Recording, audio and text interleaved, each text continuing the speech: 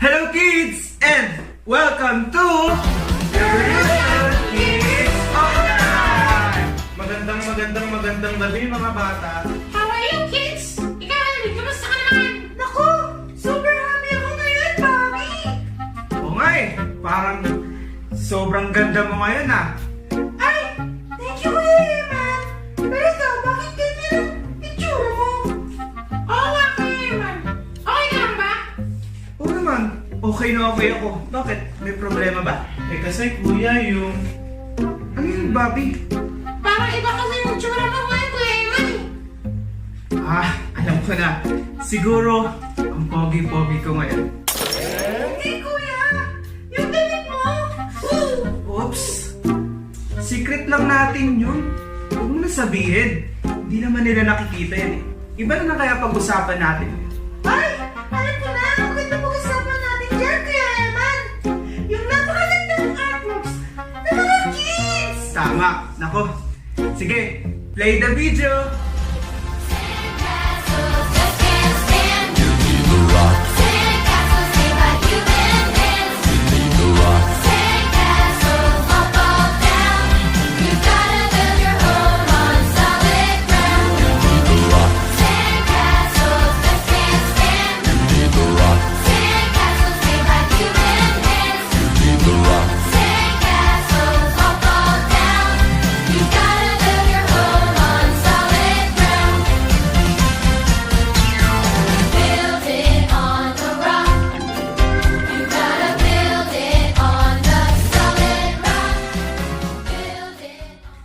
Ako, meron akong praises at prayer request. Ako rin! May praises ako!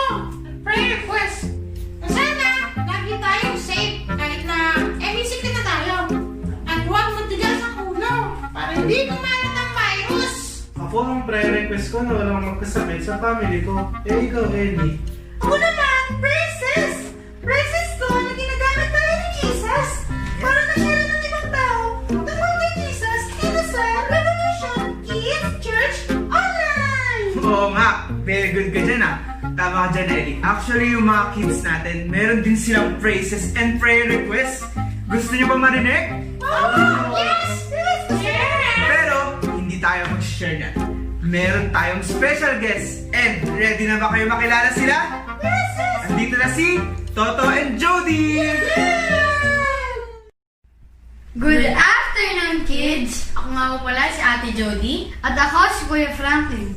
Ngayon, sisimulan na natin ang praises and prayer request natin. Grabe talaga, ang lalayo ng pinanggalingan nito mga prayer request o praises.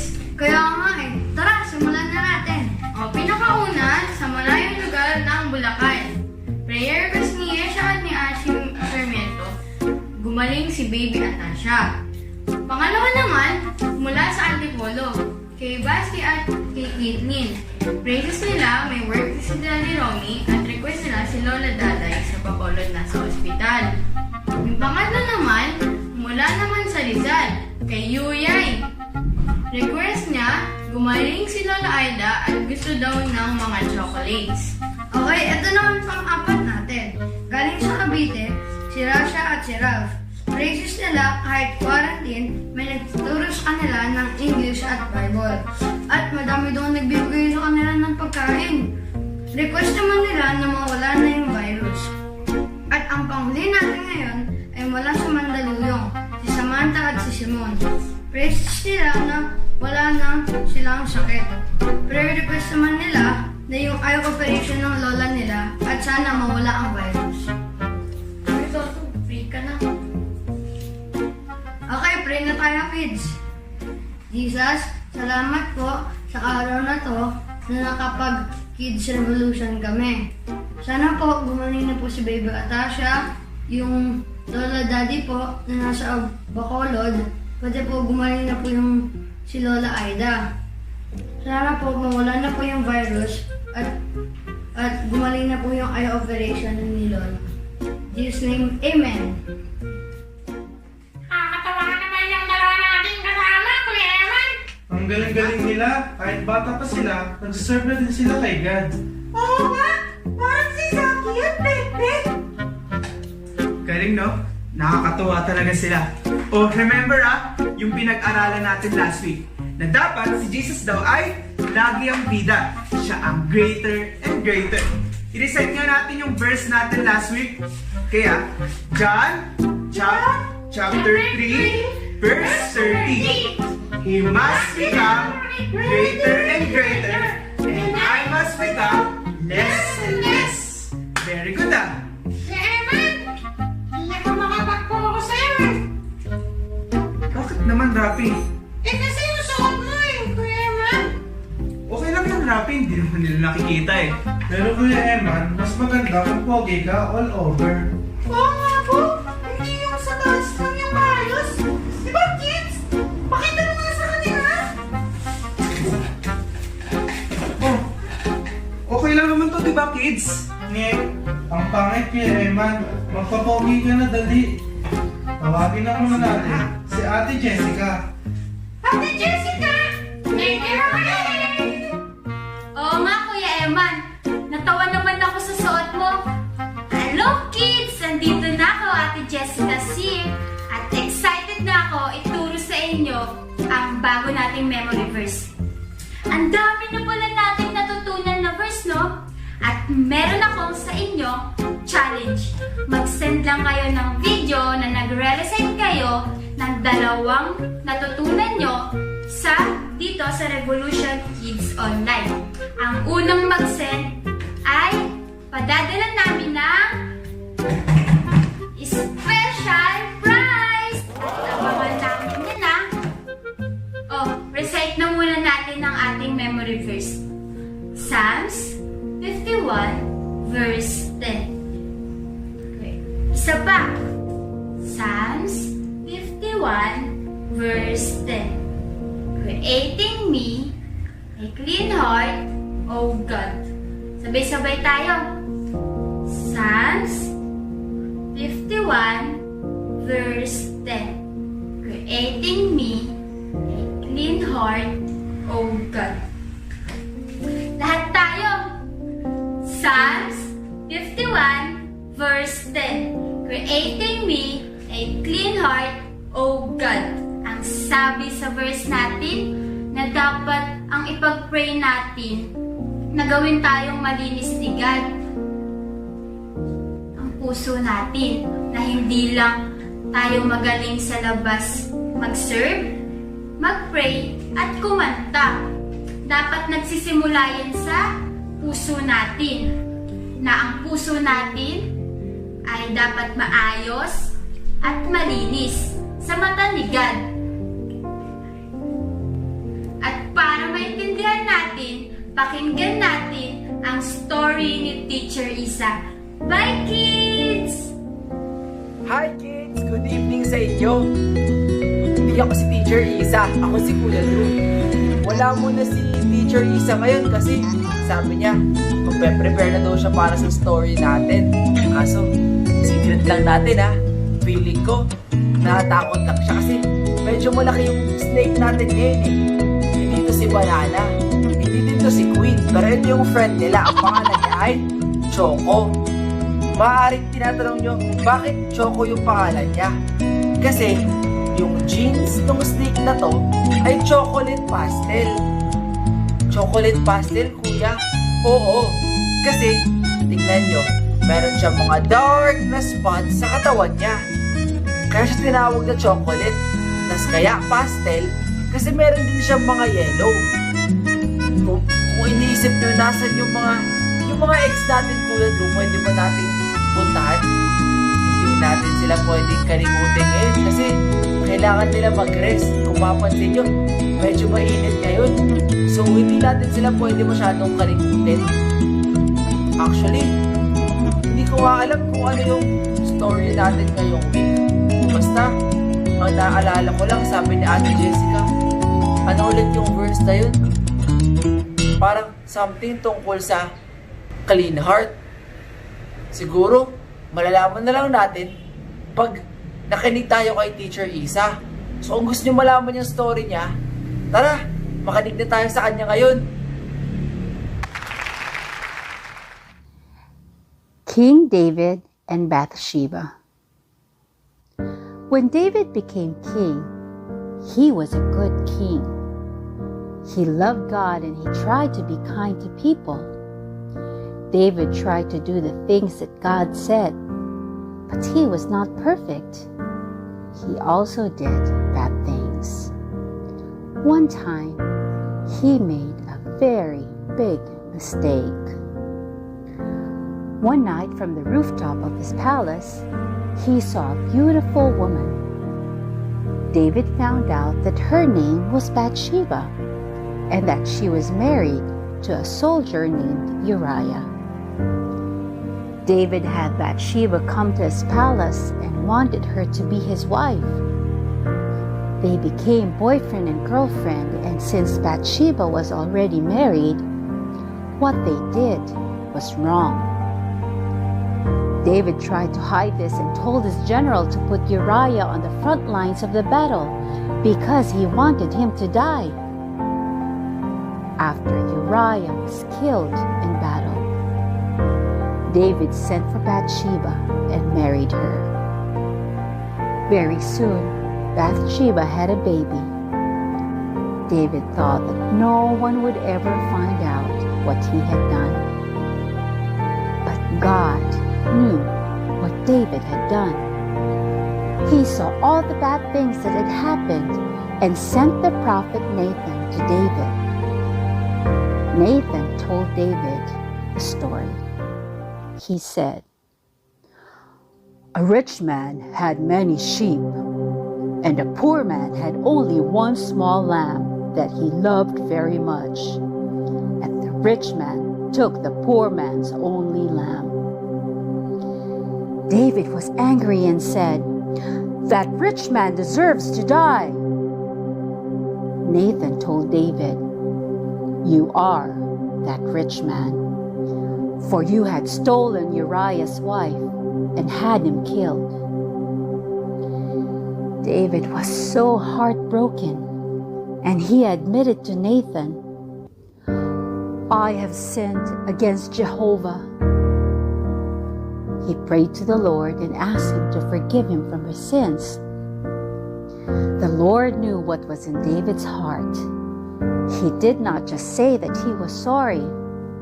David was really, really sorry for what he had done. So the Lord forgave David of his sins. But this sin brought a lot of trouble on David and his family. Jehovah punished David but allowed him to live because he was honest and humble. Nathan told David, "Because of your sin, bad things will now happen to you. Your family will always fight, and your child will die." And indeed, bad things did happen to David. The baby that Bathsheba had just had died. And years later, David's other sons began to dislike him, and they were always fighting. Though David was sorry for his sins and God had forgiven him, he had to live with the consequences. David realized that even good people can still do bad things and disappoint God. So from that time on, David's everyday prayer was that God would always create in him a clean heart that was always pleasing to him.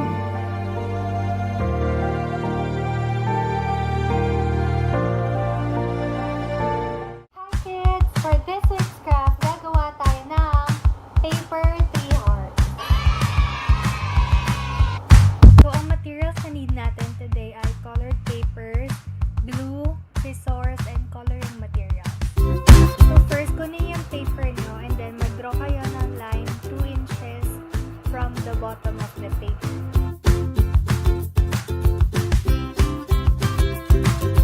After that, i-trace nyo lang yung hand nyo above dun sa line na ginawa natin kanina.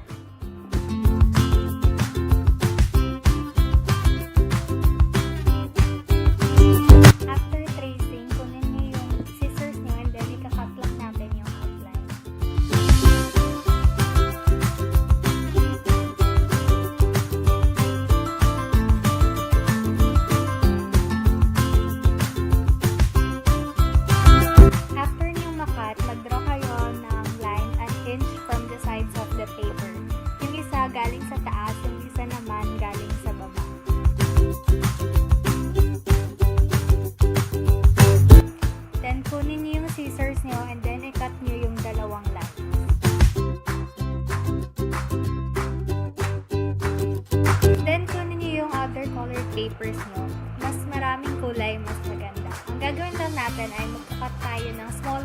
dun sa papers.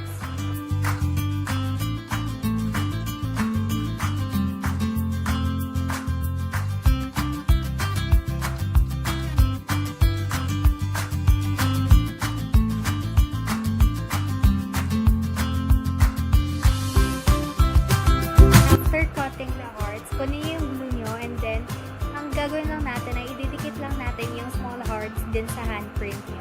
So, bale, siya yung magiging leaves nung tree nyo.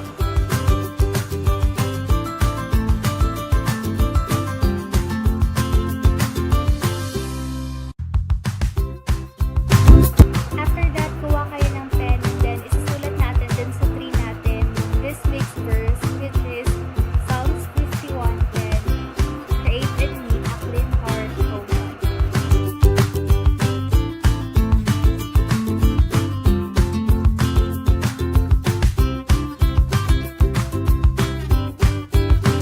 So yun, after nyo magsulat, yun yung magiging kalalabasan niya. And then, i-insert lang natin yung lines na kulat natin kanina para maging stand. So yan. So yun, tapos na ulit tayo sa drafts natin. So don't forget to share your finished product Kids Revolution page. See you next week! Bye!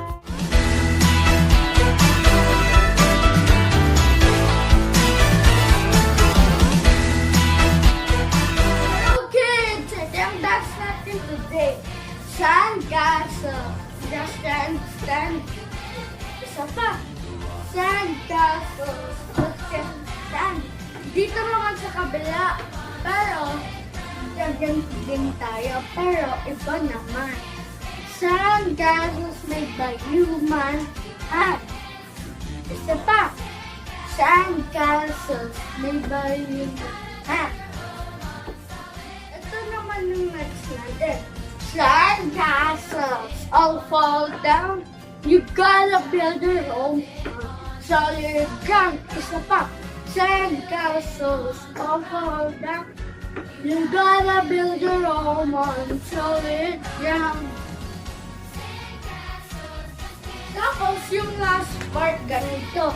Building on the rock. Isa pa. Building on the rock. Isa pa, per dito. Building on the rock. Isa pa.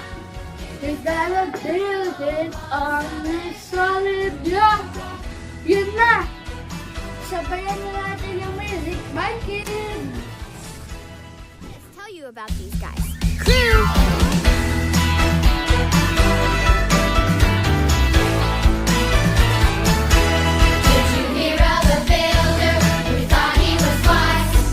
I'll do it my way, I don't need your advice. So he started building right there on the shore.